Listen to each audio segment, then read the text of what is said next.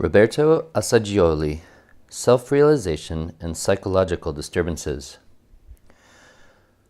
So the lively force of his mind has broken down all barriers, and he has passed far beyond the fiery walls of the world, and in mind and spirit has traversed the boundless universe. Lucretius de Rerum Natura. In more popular versions of the history of psychiatry and psychology, Carl Gustav Jung seems to tower as a lonely giant, an early pioneer. It might appear that he single-handedly challenged the dominance of the medical model in these disciplines and emphasized the importance of spirituality. However, at the same time that Jung questioned the limited and biologically based thinking of Freudian analysts, another psychiatrist working quietly in Italy was arriving at conclusions that had much in common with the Jungian approach. Roberto Assagioli, M.D. Assagioli's work had not been widely publicized until the 60s, a time of great renaissance of interest in consciousness and spirituality. It is of particular interest that Assagioli paid special attention to the relation between spirituality and mental disorders. Assagioli was a psychiatrist and psychotherapist who developed an original transpersonal system of therapy called psychosynthesis. Trained as a Freudian, he was one of the pioneers of psychoanalysis in Italy. However, as early as 1911, he voiced serious objections to Freud's teachings and discussed their limitations and shortcomings. Here, he portrayed psychoanalysis as an approach to human problems that was not incorrect, but rather partial and incomplete.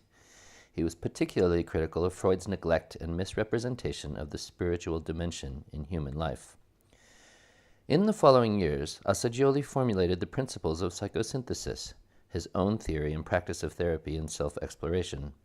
Its basic assumption was that an individual is in a constant process of personal growth, realizing his or her hidden potential. In contrast to Freud, who focused on the base instincts in human nature, Assagioli emphasized the positive, creative, and joyful elements in the importance of will.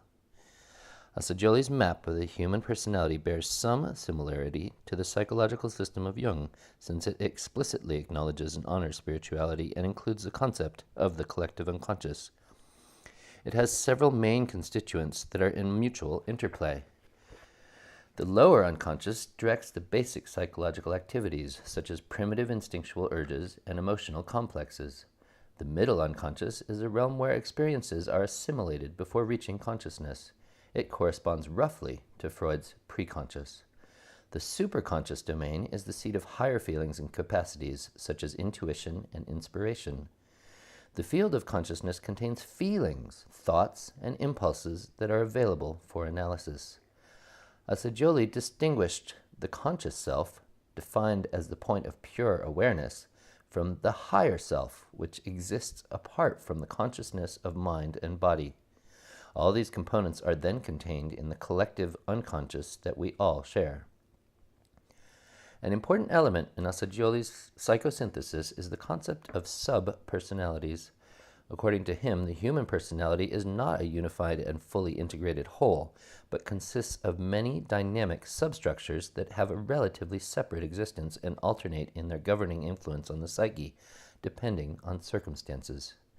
The most common and obvious subpersonalities reflect the roles that we have played in the past or are currently playing in our lives, such as that of child, friend, lover, parent, teacher, doctor, or officer. Others can be fantasized heroes, mythological figures, or even animals. An important task of psychosynthesis is to identify and integrate subpersonalities into a well-functioning, dynamic whole.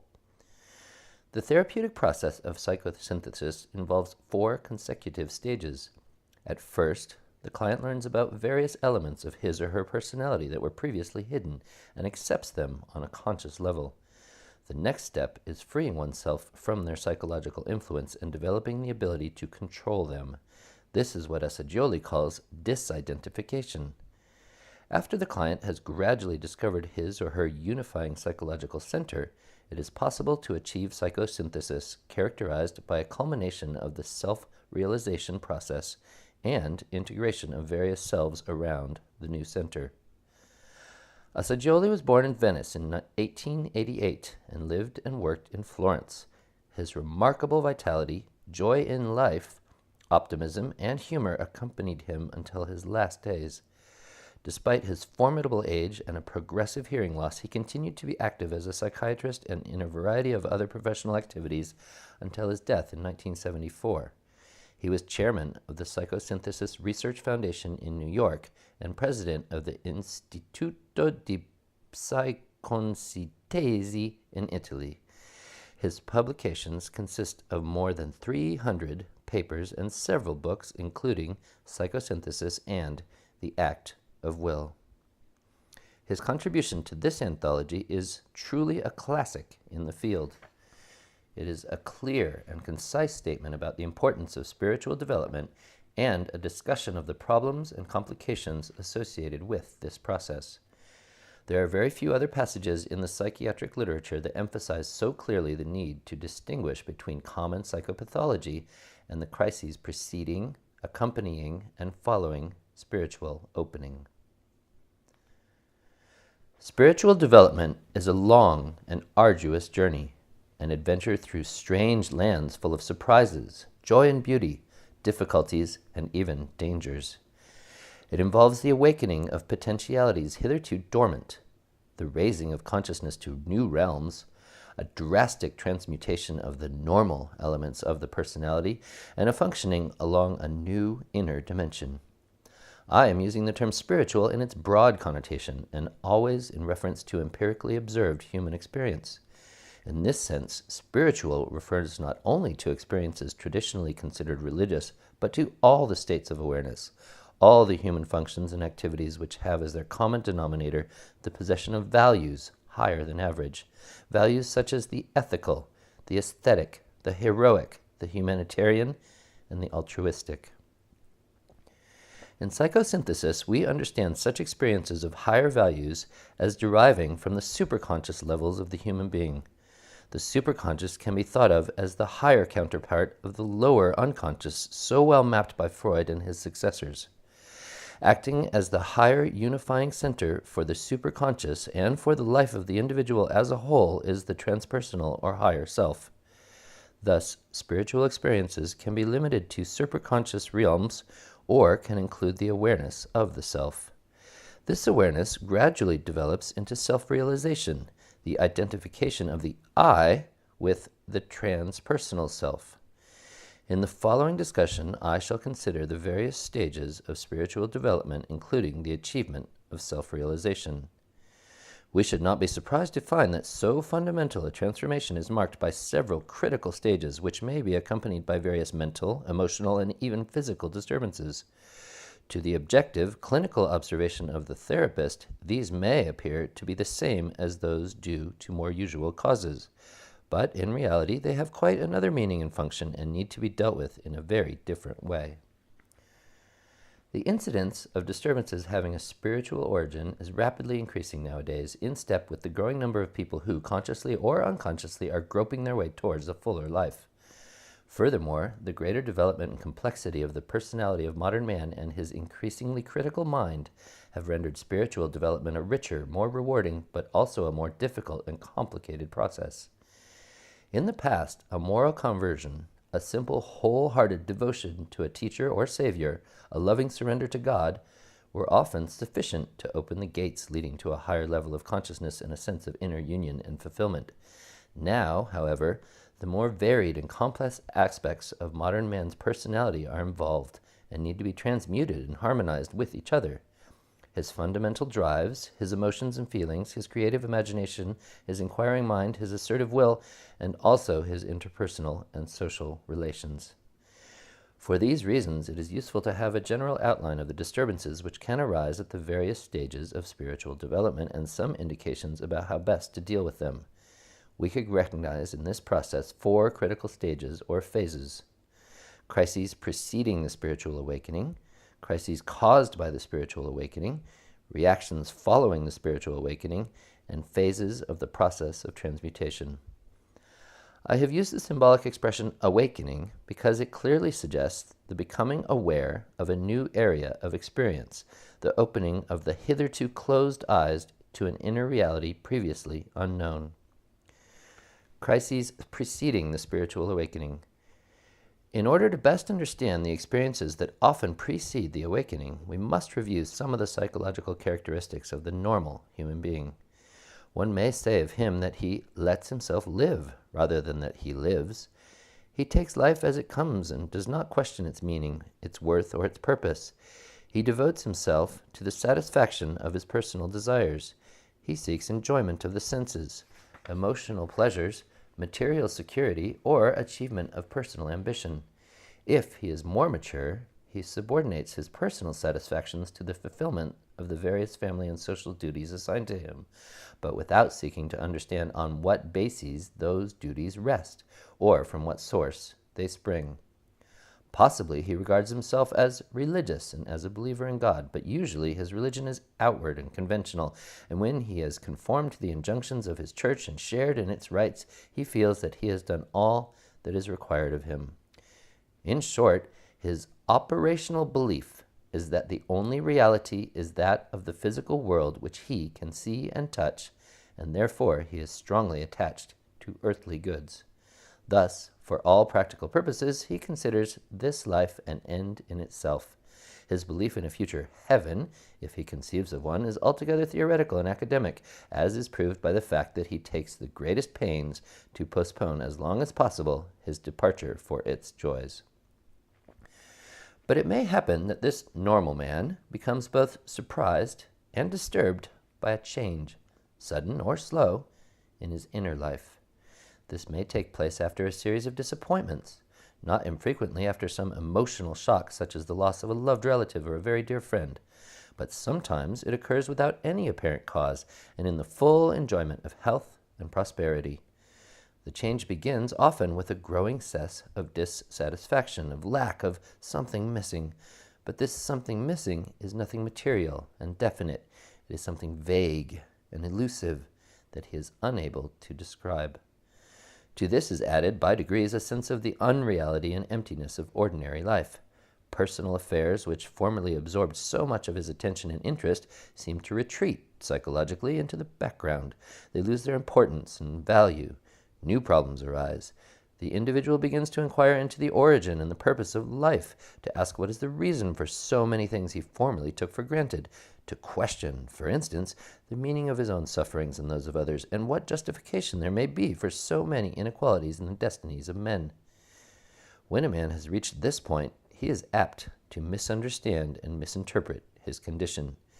Many who do not comprehend the significance of these new states of mind look upon them as abnormal fancies and vagaries. Alarmed at the possibility of mental unbalance, they strive to combat them in various ways, making frantic efforts to attach themselves to the reality of ordinary life that seems to be slipping from them. Often, they throw themselves with increased ardor into a world of external activities, seeking ever new occupations, new stimuli, and new sensations. By these and other means, they may succeed for a time in alleviating their disturbed condition, but they are unable to get rid of it permanently. It continues to ferment in the depths of their being, undermining the foundations of their ordinary existence, whence it is liable to break forth again, perhaps for a long time, with renewed intensity. The state of uneasiness and agitation becomes more and more painful, and the sense of inward emptiness more intolerable. The individual feels distracted. Most of what constituted his life now seems to him to have vanished like a dream, while no new light has yet appeared. Indeed, he is as yet ignorant of the existence of such a light, or else he cannot believe that it will ever illuminate him. It frequently happens that this state of inner turmoil is accompanied by a moral crisis. His value consciousness awakens or becomes more sensitive. A new sense of responsibility appears, and the individual can be oppressed by a heavy sense of guilt. He judges himself with severity and becomes a prey to profound discouragement, even to the point of contemplating suicide. To the man himself, it seems as if physical annihilation were the only logical conclusion to his increasing sense of impotence and hopelessness, of breakdown and disintegration. The foregoing is, of course, a generalized description of such experiences. In practice, individuals differ widely in their inner experiences and reactions. There are many who never reach this acute stage, while others arrive at it almost in one bound. Some are more harassed by intellectual doubts and metaphysical problems. In others, the emotional depression or the moral crisis is the most pronounced feature. It is important to recognize that these various manifestations of the crisis bear a close resemblance to some of the symptoms regarded as characteristic of neurotic and borderline psychotic states. In some cases, the stress and strain of the crisis also produced physical symptoms such as nervous tension, insomnia, and other psychosomatic disturbances. To deal correctly with the situation, it is therefore essential to determine the basic source of the difficulties. This is generally not hard to do. The symptoms observed isolatedly may be identical, but a careful examination of their causes, a consideration of the individual's personality in its entirety, and, most important of all, the recognition of his actual existential situation reveal the different nature and level of the underlying conflicts. In ordinary cases, these conflicts occur among the normal drives, between these drives and the conscious I, or between the individual and the outer world, particularly people closely related to them, such as parents, mate, or children. In the cases which we are considering here, however, the conflicts are between some aspect of the personality and the progressive, emerging tendencies and aspirations of a moral, religious, humanitarian, or spiritual character. And it is not difficult to ascertain the presence of these tendencies once their reality and validity are recognized, rather than being explained away as mere fantasies or sublimations. In a general way, the emergence of spiritual tendencies can be considered as the result of turning points in the development, in the growth of the individual. There is this possible complication. Sometimes these new emerging tendencies revive or exacerbate old or latent conflicts between personality elements. Such conflicts, which by themselves would be regressive, are in fact progressive when they occur within this larger perspective. They are progressive because they facilitate the achievement of a new personal integration, a more inclusive one at a higher level, one for which the crisis itself paved the way. So these crises are positive, natural, and often necessary preparations for the progress of the individual. They bring to the surface elements of the personality that need to be looked at and changed in the interest of the person's further growth. Crises caused by the spiritual awakening. The opening of the channel between the conscious and the superconscious levels, between the I and the self, and the flood of light, energy, and joy which follows, often produce a wonderful release. The preceding conflicts and sufferings, with the psychological and physical symptoms which they generated, vanish sometimes with amazing suddenness, thus confirming the fact that they were not due to any physical cause but were the direct outcome of the inner strife. In such cases, the spiritual awakening amounts to a real resolution. But in other cases, not infrequent, the personality is unable to rightly assimilate the inflow of light and energy. This happens, for instance, when the intellect is not well coordinated and developed, when the emotions and the imagination are uncontrolled, when the nervous system is too sensitive, or when the inrush of spiritual energy is overwhelming in its suddenness and intensity. An inability of the mind to stand the illumination or a tendency to self-centeredness or conceit may cause the experience to be wrongly interpreted, and there results, so to speak, a confusion of levels. The distinction between absolute and relative truths, between the self and the I, is blurred, and the inflowing spiritual energies may have the unfortunate effect of feeding and inflating the personal ego. The author encountered a striking instance of such a harmful effect in the psychiatric hospital at Ancona, Italy. One of the inmates, a simple little man, formerly a photographer, quietly and persistently declared that he was God. Around this central idea, he had constructed an assortment of fantastic delusions about heavenly hosts at his command. At the same time, he was as peaceful, kind, and obliging a person as one could imagine, always ready to be of service to the doctors and patients. He was so reliable and competent that he had been entrusted with the preparation of medicines and even the keys to the pharmacy. His only lapse in behavior in this capacity was an occasional appropriation of sugar in order to give pleasure to some of the other inmates. Therapists with materialistic views would be likely to regard this patient as simply affected by paranoid delusions. But this merely diagnostic label offers little or no help in understanding the true nature and causes of such disturbances. It seems worthwhile, therefore, to explore the possibility of a more profound interpretation of this man's illusory conviction. The inner experience of the spiritual self and its intimate association with the personal self gives a sense of internal expansion, of universality, and the conviction of participating in some way in the divine nature. In the religious traditions and spiritual doctrines of every epoch, one finds numerous attestations on this subject, some of them expressed in daring terms. In the Bible, there is the explicit sentence, "I have said, ye are gods, and all of you are children of the Most High." St. Augustine declares, "When the soul loves something, it becomes like unto it. If it should love terrestrial things, it becomes terrestrial. But if it should love God, does it not become God?" The most extreme expression of the identity of the human spirit in its pure and real essence with the Supreme Spirit is contained in the central teaching of the Vedanta philosophy, Tat Tvamasi, thou art that, and Aham Evam Param Brahman, I am truth, I am the Supreme Brahman.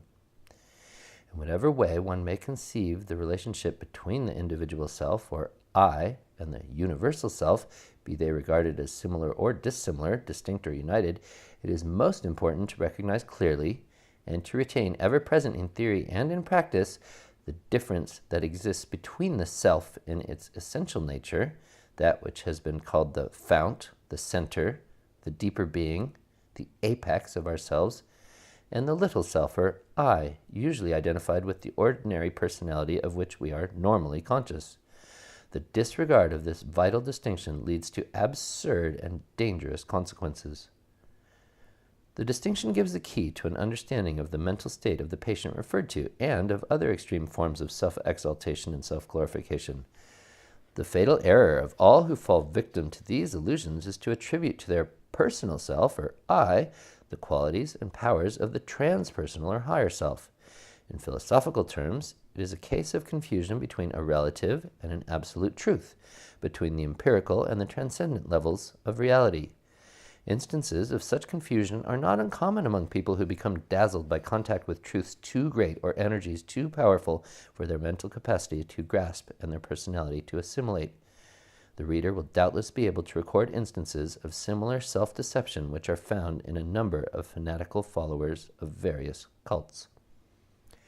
Clearly, in such a situation, it is a wasted time at best to argue with the person or ridicule his aberration. It will merely arouse his opposition and resentment.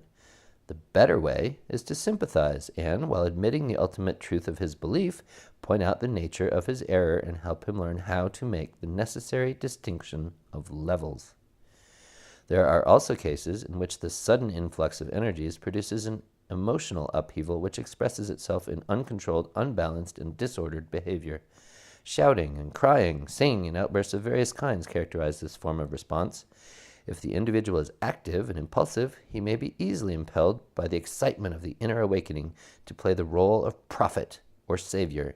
He may found a new sect and start a campaign of spectacular proselytism. In some sensitive individuals, there is an awakening of parapsychological explanations and perceptions. They have visions, which they believe to be of exalted beings.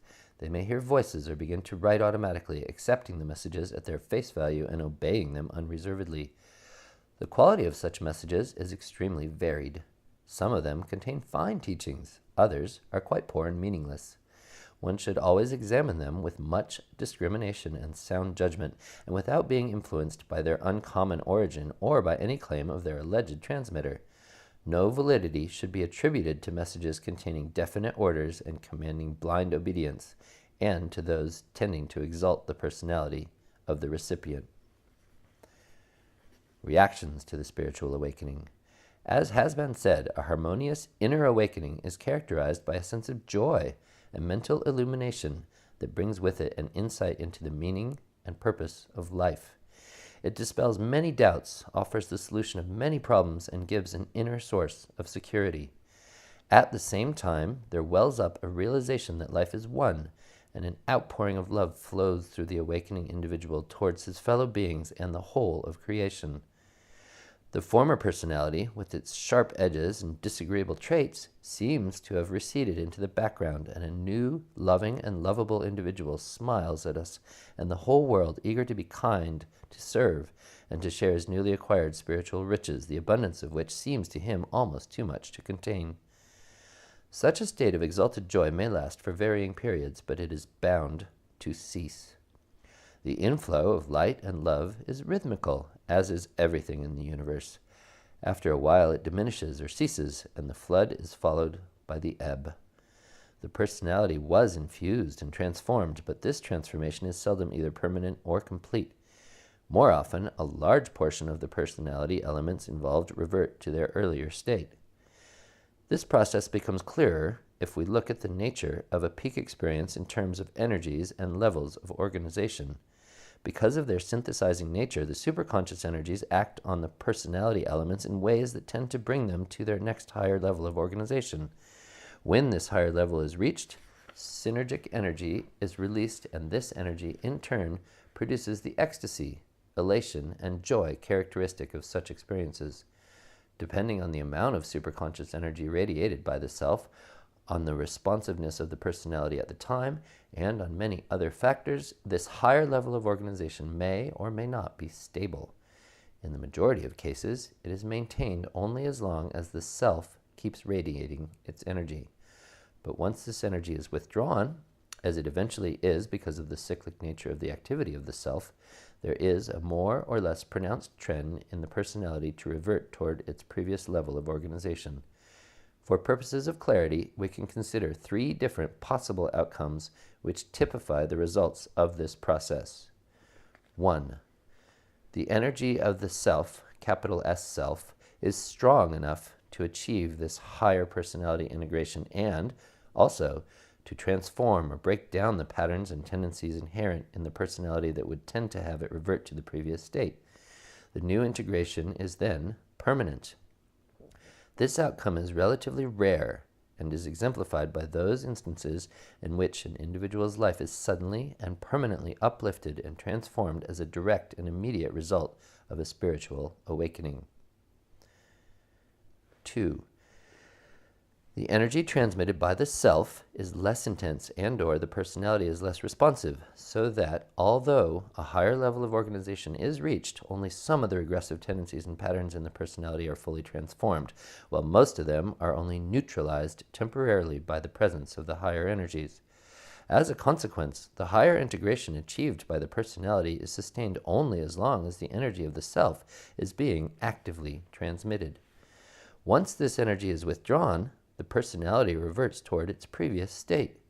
But what remains, and this is often the most useful part of the experience, is an ideal model and a sense of direction which one can use to complete the transformation through his own purposeful methods. 3. The energy transmitted by the self is not sufficient to bring about the higher level of organization. The energy is then absorbed by the hidden blocks and patterns that prevent the higher integration. It has the effect of energizing them and thus bringing them to light, where they can be recognized and dealt with. In such cases, the experience is usually of a painful quality, and its transpersonal origin often goes unrecognized. But in reality, it is just as valuable because it can show the individual the next steps he needs to make to achieve to the same goals and states of being as in the other cases. Of course, it is important to remember that a person's experience does not usually fall neatly into one of these 3 clear-cut categories. Most spiritual experiences contain a combination in various proportions of permanent changes, temporary changes, the recognition of obstacles that need to be overcome, and the lived realization of what it is like to exist at this higher level of integration. It is this awareness that then becomes an ideal model, a luminous beacon toward which one can navigate and which one can eventually achieve by his own means. But experiencing the withdrawal of the transpersonal energies and the loss of one's exalted state of being is necessarily painful and is apt in some cases to produce strong reactions and serious troubles. the personality reawakens and asserts itself with renewed force. All the rocks and rubbish which had been covered and concealed at high tide emerge again. Sometimes it happens that lower propensities and drives, hitherto lying dormant in the unconscious, are vitalized by the inflow of higher energies, or bitterly rebel against the new aspirations and purposes that are constituting a challenge and a threat to their uncontrolled expression. The person whose moral conscience has now become more refined and exacting, whose thirst for perfection has become more intense, judges with greater severity and condemns his personality with a new vehemence. He is apt to harbor the mistaken belief of having fallen lower than he was before. At times, the reaction of the personality becomes intensified to the extent of causing the individual to actually deny the value and even the reality of his recent experience. Doubts and criticism enter his mind, and he is tempted to regard the whole thing as an illusion, a fantasy, or an emotional intoxication. He becomes bitter and sarcastic, ridicules himself and others, and even turns his back on his higher ideals and aspirations. Yet, try as he may, he cannot return to his old state. He has seen the vision, and its beauty and power to attract remain with him in spite of his efforts to suppress it. He cannot accept everyday life as before, or be satisfied with it. A divine homesickness haunts him and leaves him no peace. In extreme cases, the reaction can be so intense as to become pathological, producing a state of depression and even despair with suicidal impulses. This state bears a close resemblance to psychotic depression, once called melancholia, characterized by an acute sense of unworthiness, a systematic self-depreciation and self-accusation which may become so vivid as to produce the delusion that one is in hell, irretrievably damned. There is also an acute and painful sense of intellectual incompetence, a paralysis of the will power accompanied by indecision and inability to act. But in the case of those who have had an inner awakening or a measure of spiritual realization, the disturbances should not be considered as a mere pathological condition. They have different, far deeper causes, as has been indicated by both Plato and St. John of the Cross with similar analogies. Plato, in the famous allegory contained in the 7th book of his Republic, compares unenlightened men to prisoners in a dark cave or den and says, "At first, when any of them is liberated and compelled suddenly to stand up and turn his neck around and walk toward the light, he will suffer sharp pains. The glare will distress him, and he will be unable to see the realities of which, in his former state, he had seen the shadows." St. John of the Cross uses words curiously similar in speaking of the experience which he called the dark night of the soul. The self is in the dark because it is blinded by a light greater than it can bear. As eyes weakened and clouded suffer pain when the clear light beats upon them, so the soul, by reason of its impurity, suffers exceedingly when the divine light really shines upon it. And when the rays of this pure light shine upon the soul in order to expel impurities, the soul perceives itself to be so unclean and miserable that it seems as if God had set himself against it, and itself were set against God. St. John's words about the light which shines upon the soul in order to expel impurities deal with the essential nature of the process. Even though, from the limited point of view of the personality, it may seem a setback or an undesirable phase, as if God had set himself against it and itself were set against God, from the much broader perspective of the transpersonal self, this phase, often rightly called purgation, is in fact one of the most useful and rewarding stages of growth. The light of the self shines on the impurities and brings them to the consciousness of the individual to facilitate his process of working them out. Although this process can be at times a laborious one, it is a basic aspect of a reliable and permanent channel of contact between the individual and his transpersonal or superconscious nature. The proper way to deal with someone beset by this type of crisis consists in conveying to the person a true understanding of the crisis's nature. It is as though he had made a superb flight to the sunlit mountaintop, realized its glory and the beauty of the panorama spread below, but had been brought back reluctantly with the rueful recognition that the steep path to the heights must be climbed step by step. The recognition that this descent, or fall, is a natural happening affords emotional and mental relief and encourages the individual to undertake the arduous task of confronting the path to self-realization. Ultimately, the crisis is overcome with the realization that the true and deepest value of the experience is that it offers, as I have said, a tangible vision of a better state of being, and thus a roadmap, an ideal model toward which one can proceed and which one can then become a permanent reality. The process of transmutation. This stage follows the recognition that the necessary conditions to be fulfilled for the high achievement of self-realization are a thorough regeneration and transmutation of the personality. It is a long and many-sided process which includes several phases: the active removal of the obstacles to the inflow and operation of superconscious energies, the development of the higher functions which have lain dormant or undeveloped, and periods in which one can let the higher self work, being receptive to its guidance. It is a most eventful and rewarding period, full of changes or alternations between light and darkness, between joy and suffering.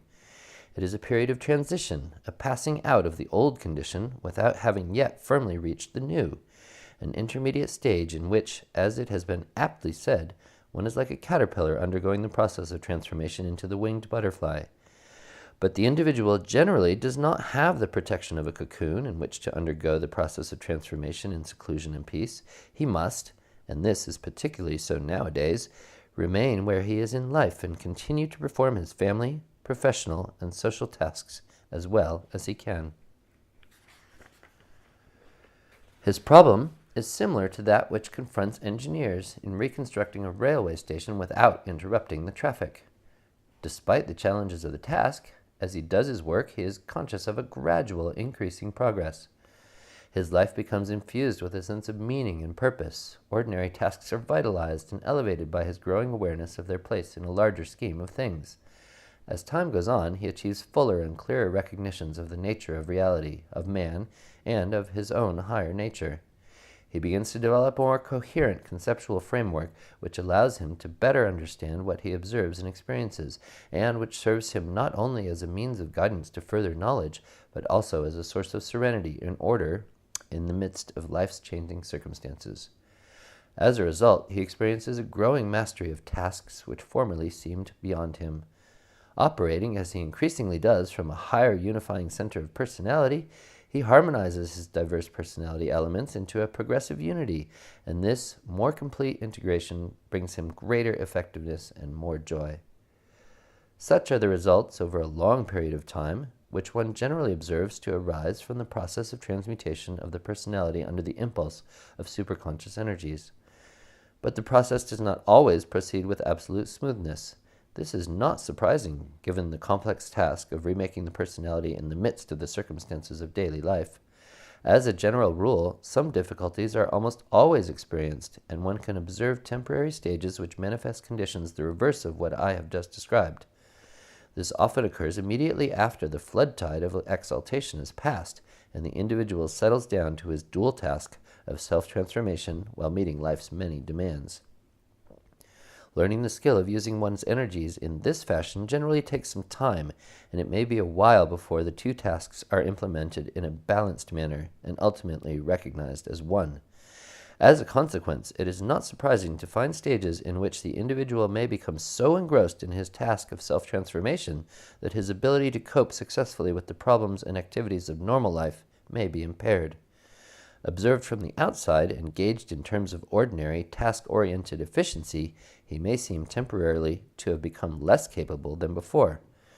During this transitory stage, he may not be spared unfair judgment on the part of well-meaning but unenlightened friends or therapists, and he may become the target of pungent and sarcastic remarks about his fine spiritual ideals and aspirations, making him weak and ineffective in practical life. This sort of criticism is experienced as very painful, and its influence may arouse doubts and discouragement. Such a trial, when it occurs, constitutes one of the tests that many have to be faced on the path of self-realization. Its value lies in the fact that it teaches a lesson in overcoming personal sensitivity and is an occasion for the development of inner independence and self-reliance without resentment.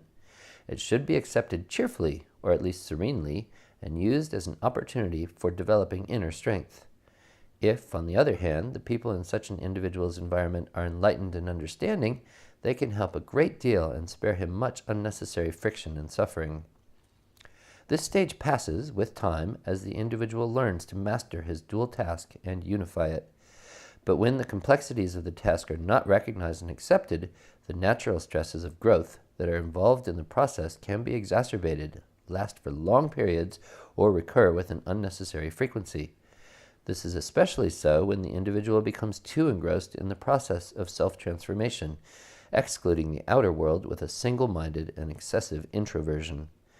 Periods of healthy introversion are natural in human growth, but if they are carried to extremes or prolonged into a general attitude of removal from the life of the world, the individual may experience many difficulties not only with impatient and critical friends, co-workers, and family members, but also within, as natural introversion becomes self-obsession.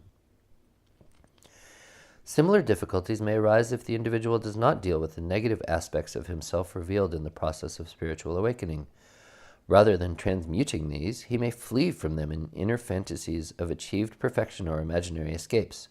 But the suppressed knowledge of actual imperfections haunts him, and those around him challenge his fantasies. Under such dual stress, it is not unlikely for the person to succumb to a variety of psychological troubles, such as insomnia, emotional depression, exhaustion, aridity, mental agitation, and restlessness. These, in turn, can easily produce all kinds of physical symptoms and disorders. Many of these troubles can be greatly reduced or altogether eliminated by pursuing one's growth process with energy, dedication, and zeal, but without becoming identified with it.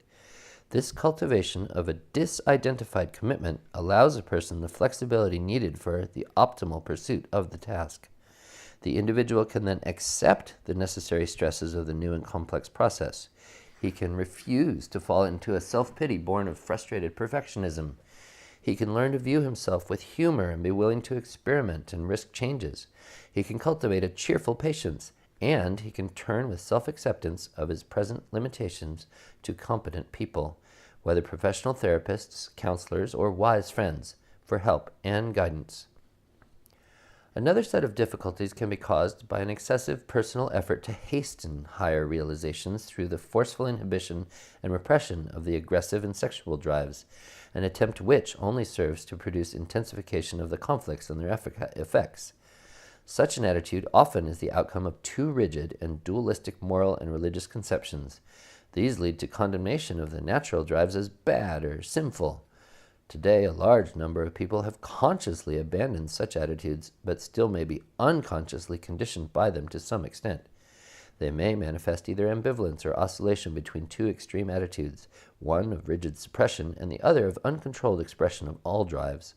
The latter, while cathartic, is not an acceptable solution either from the ethical standpoint or the psychological. It inevitably produces new conflicts among the various basic drives or between these drives and the boundaries imposed by social conventions and by the demands of interpersonal relations. The solution lies, rather, along the lines of a gradual reorientation and harmonious integration of all personality drives, first through their proper recognition, acceptance, and coordination, and then through the transformation and sublimation of the excessive or unused quota of energy. The achievement of this integration can be greatly facilitated by activating the superconscious functions and by deliberately reaching toward the transpersonal self. These larger and higher interests act as a magnet which draws up the libido or psychic energy invested in the lower drives. A final kind of difficulty which deserves mention may confront the individual during periods in which the flow of superconscious energies is easy and abundant. If not wisely controlled, this energy flow may either be scattered in feverish excitement and activity, or, on the contrary, it may be kept too much in abeyance, unexpressed, so that it accumulates and its high pressure can cause physical problems. The appropriate solution is to direct the inflowing energies purposefully, constructively, and harmoniously for the work of inner regeneration, creative expression, and fruitful service. The role of the guide. These are times in which more and more people are experiencing spiritual awakening. Because of this, therapists, counselors, and others in the helping professions, as well as informed laypersons, may be called upon to act as resources and guides to people undergoing a spiritual awakening. It may be useful, therefore, to consider the role of the individual who may be close to someone else going through the process and find some of its problems. First, it is important to remain aware of the central fact that while the problems which may accompany the various phases of self-realization can be outwardly very similar to and sometimes appear identical with those of normal life, their causes and significance are very different, and the way to deal with them must be correspondingly different. In other words, the existential situation in the two instances not only is not the same, but it is, in a sense, opposite. The psychological difficulties of the average person have generally a regressive character. These individuals have not been able to accomplish some of the necessary inner and outer adjustments that constitute the normal development of the personality. In response to difficult situations, they have reverted to modes of behavior acquired in childhood, or they have never really grown beyond certain childhood patterns which they are recognized as such or are rationalized. On the other hand, the difficulties produced by the stress and strife in the various stages towards self-realization have, as I said earlier, a specifically progressive character. They are due to the stimulation produced by the superconscious energies, by the pull from above, by the call of the self, and are specifically determined by the ensuing conflict between these energies and the middle and lower aspects of the personality. This crisis has been described in striking terms by Jung. To be normal is a splendid ideal for the unsuccessful, for all those who have not yet found an adaptation, but for people who have far more ability than the average, for whom it was never hard to gain successes and to accomplish their share of the world's work, for them restriction to the normal signifies the bed of Procrustes, unbearable boredom, infernal sterility, and hopelessness. As a consequence, there are as many people who become neurotic because they are only normal as there are people who are neurotic because they cannot become normal. It is obvious that the way to develop the two diverse kinds of individuals must be altogether different. What is appropriate for the first group is likely to be not only unsatisfactory but even harmful for the second. The lot of the latter is doubly hard if they are being guided by someone who neither understands nor appreciates the superconscious functions, who ignores or denies the reality of the self and the possibility of self-realization. He or she may either ridicule the person's uncertain higher aspirations as mere fancies, or interpret them in a materialistic way, or persuade the person to harden the shell of the personality against the insistent knocking of the transpersonal self. This course can aggravate the condition, intensify the struggle, and retard the solution. On the other hand, a guide who is spiritually inclined, or has at least an understanding of and a sympathetic attitude toward the higher achievements and realities, can be of great help to the individual when, as is often the case, the latter is still in the first stage, that of dissatisfaction, restlessness, and unconscious groping.